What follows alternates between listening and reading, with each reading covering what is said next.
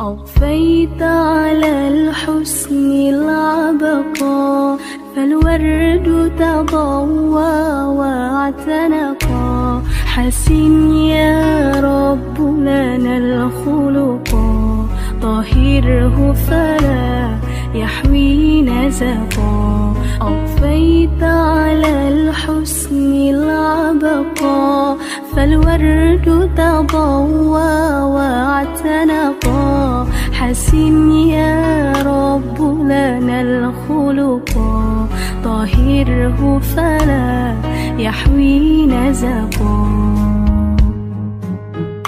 واجعله يقلد في صبر للهادي في حسن الخلقا. حسن يا رب لنا الخلقا، فالعبد بأخلاق سبقا. أضفيت على الحسن العبقا، فالورد تضوى واعتنقا.